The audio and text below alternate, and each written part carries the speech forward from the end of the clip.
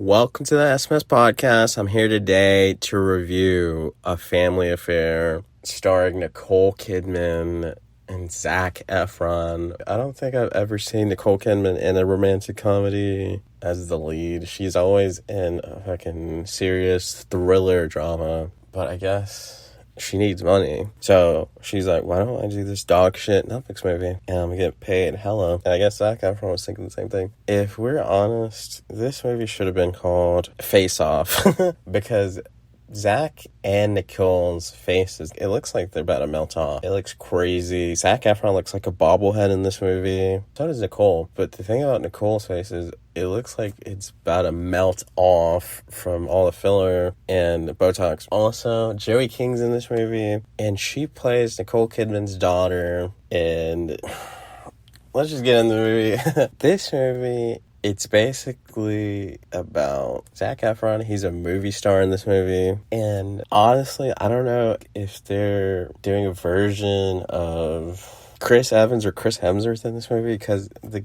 Zac Efron's name is Chris Cole in this movie, and he's the lead of the superhero franchise, and they're on the fucking fourth movie, and Zac Efron's worried that if this movie doesn't do well, they're not going to bring it back for 5 and 6. Jesus. Yeah, just like MCU. But what doesn't make sense is he's like, oh, we need financing for this movie. Motherfucker, financing? This is the fourth movie. What financing? That makes no sense. It's a fucking superhero movie. You already had the financing. It's not like it's some fucking Terrence Malick, he's gonna film a movie with this fucking shoe. I need fucking financing. It's a fucking action movie franchise. It makes no sense. That shit was stupid. But yeah, Joey King's his assistant. And Joey King, the whole movie, she was annoying as fuck. And her hair, it looks like it wasn't washed the whole movie. And at the end of the movie, you see her, she has this fucking blowout, straight hair. I guess it's because she becomes the head of Zac Efron's production company. Who knows? But that's the end of the movie. Let's get into the plot of the movie. Zac Efron, he's a movie star. Joey King's his assistant. And Joey King, beginning of the movie, she helps Zac Efron break up with whatever girl he's sleeping with, his new girl of the week. But Zac Efron, he does this stupid shit, which I don't understand at all. When he breaks up with somebody, he buys these diamond earrings, and he's like, oh, it was serious, blah, blah, blah. Some stupid shit. That shit was stupid. Like, buying diamond earrings every time you want to break up with somebody, that's the stupidest shit I've ever heard. Vinny Chase would just bang, like, every girl in Hollywood, and boom, that next episode. But yeah, so Joey King helps him with everything because she's his assistant, but hasn't moved up at all. So that's when she finally quits because she's just done with the bullshit. She's like, I'm sick of this. I haven't even moved up. And Zac Efron's like, what the fuck? Why are you quitting? What'd I do? He fires her. He locks her out. The reason he fires her, or in quotes, because she gets to his house late. He wanted her to come at like 8 in the morning, some super shit, to go over this shitty ass script. But she's late because she was meeting with one of the girls from Joyride, and Joey King wants her to rewrite the script because she's talented, I guess, or because she is attracted to her. Because it's clear that Joey King is lesbian, even though they don't really say it in the movie, and also she doesn't really get with anyone, which is why I don't get why the fuck this character is in the movie, the screenwriter, because she doesn't even rewrite the script. Eventually, fucking Nicole Kidman's rewriting the script, which is insane, because for some reason, Hollywood, they think just because you can write means you can write any platform.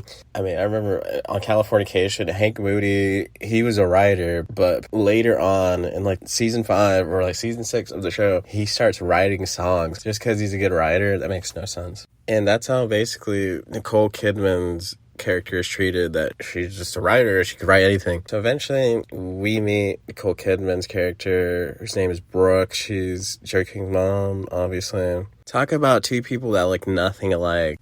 It's hilarious. So yeah, she gets fired, or she quits. Well, she quits, but he's like, oh, I fired her. And Zac Efron's character, he's like, oh, I need her back. Let me go get her back, and he heads to her house. He bumps into Nicole Kidman's character. Her name is Brooke Harwood. And Chris, he's like, oh, I'll wait for her. And like out of nowhere, he's like, oh shit, is that tequila? It's funny, this tequila, it's fucking George Clooney's tequila, Casamigos. And he's like, is that tequila? I'm like, duh, idiot, you never seen Casamigos bottle? And they get drunk as fuck, and it's during the day. I'm just like, wow. Out of nowhere, it looks like it's barely 1 p.m. And obviously they hook up, and of course Joey King walks in on them, and then she bumps the shit out of her head. I'm shocked she didn't get a concussion. And they're just explaining what happened, why they're there. And when they're at the hospital, the doctor, they go to a pediatric hospital, which was stupid. I guess because Joey King looks like a Cabbage Patch Kid. They go to the hospital, this doctor's like, oh wow, remember when you shot that movie, Chris, blah, blah, blah. Eventually, Chris gives her the job back, and he even promotes her to associate producer. He's bullshitting. He's like, oh, I didn't even know you wanted to do that job. It's really a nothing job, blah, blah, blah. And Chris, he's like, oh, I won't see your mom anymore. But obviously he does, and they go out, and Chris and Brooke going out with each other behind Joey King's back. Oh, I haven't even mentioned Joey King's character's name in this movie is Zara. Yeah, get the fuck out of here. This movie, with everything, is such a ripoff of The Idea of You. I'm pretty sure it rips off The Idea of You book, because that movie just came out a month ago, and this movie came out right like a month later. So I don't think it's possible for somehow this movie just like, oh, take notes. It had to be because of the book. But yeah, I mean, everything about this movie, it's like it ripped off The Idea of You. Like the age difference between the woman and man, the dumbass name like Zara, and I forgot what the name was. Anne Hathaway's name was in The Idea of You. It was some stupid shit. Maybe it was like Celeste. I think it was like Solange. I'm like, is this Beyonce's sister? Or maybe it was like Soledad. I can't remember. Also, the ending of this movie, it does a time jump just like it does in The Idea of You. Except in this movie, it would have made more sense for it to be 5 years later than a year later than it does in The Idea of You, which is a 5-year time jump. Even though Anne Hathaway looks exactly the same, and she honestly,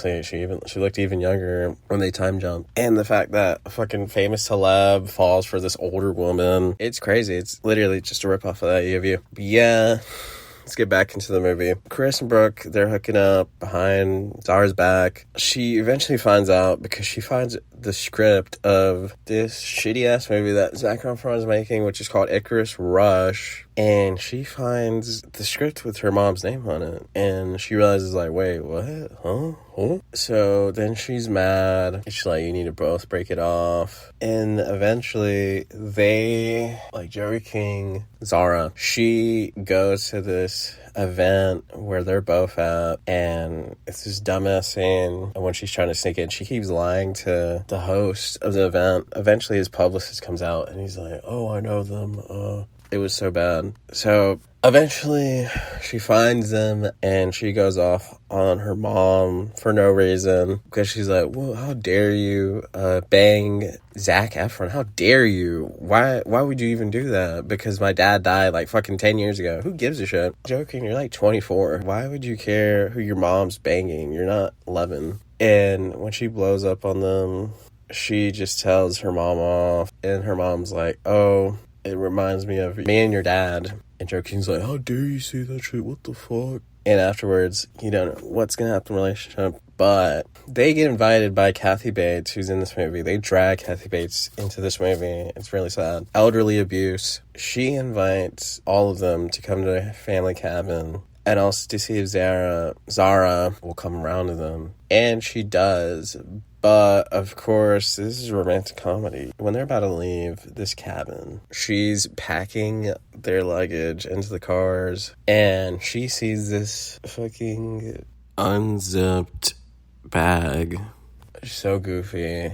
And she notices that it looks like the diamond earrings that Zac Efron gives to whoever he's about to break up with. And she realizes that he's probably going to do the same. But that's after the fact that we get this gift scene at Christmas where Zac Efron gives Brooke, Nicole Kidman, all of her writing in this one giant book, that shit was stupid. That didn't even make sense. I'm like, wait, is this, because apparently it was custom made. I'm like, what the fuck, you made this shit and somehow within the time that you're gonna break up with her? That made no sense. So they break up, obviously. Zara, she still works with his ass, and she notices that he's miserable, and she tells him that her mom's gonna work at Princeton for a semester, and then she's like, she feels bad. She's like, oh, why don't I get them together? And this scene, oh my god, it's so fucking stupid. Joey King, Zara, she sets up this grocery store with all these extras, and they set it up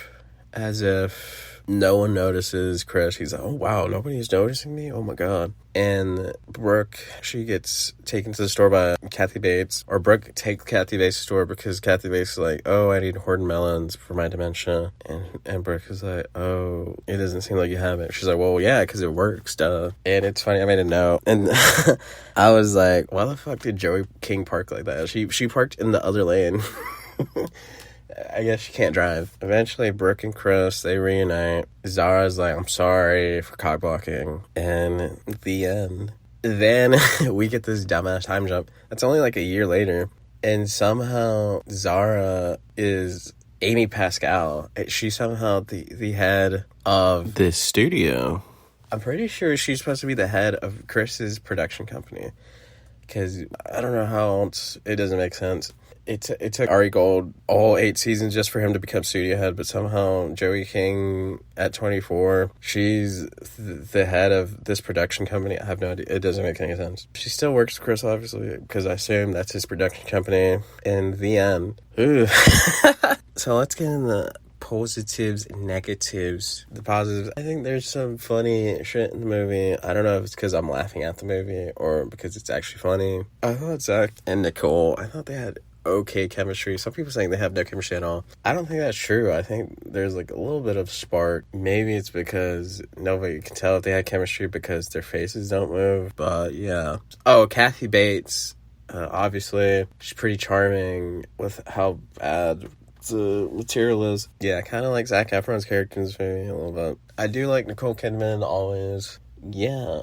Let's get into the negative. This movie, it's so bad. The writing's fucking horrible. It's so dumb. The fact that there's 2 side characters, right, that should really be one character, in which I'm talking about the girl from Joyride and fucking Liza Koshy, who's in this movie for no reason. Honestly, the girl from Joyride and Liza Koshy's character should have been one character, and it should just have been one of them. It would have made sense that her friend's a screenwriter and not just this rando who's like, oh, I know this great screenwriter that could rewrite the script. Oh, blah, blah, blah. Because they do nothing with that in the movie, because that girl from Joyride, I think she's only in 2 scenes, and then boom, she's out of the movie. So I don't even get why she's in the movie. Could have just cut her character out, because her mom rewrites the script anyways. Also, I already talked about this, but Nicole Kidman and Zac Efron, it was more distracting than Emily Blunt and the fall guy, the filler guy. This movie should have been called A Filler Affair. I wouldn't say this is negative, but why is this movie even called A Family Affair? It doesn't make sense. If it was going to go with that title, it should have been Zac Efron wants to get with Joey King, or they're already together, but they break up, and then he gets with Joey King's mom and doesn't know that. That would have been a better movie. Like, he bangs Nicole Kidman without knowing that's Joey King's mom, his ex, whatever, or his assistant. That would have made more sense for it to be called A Family Affair if he was also banging Joey King. Duh. Also, the movie, it looks terrible. It looks so ugly. I guess it's just Hallmark filter. But yeah, this movie really, it's just the dumbass version of The Idea of You. And that movie wasn't that good either. But yeah, that's all I really have to say about this movie. I would give it either 3.5 or 4 out of 10. It's definitely watchable. Oh, which is another positive. I forgot to put that. Definitely watchable. I would recommend it if you like this kind of movie. Thanks for listening. Thanks for watching the video. Go rate the podcast 5 stars on Apple and Spotify. Go like this video and comment what you think is the best Netflix rom-com. For me, it's none of them. Thanks for listening. Bye.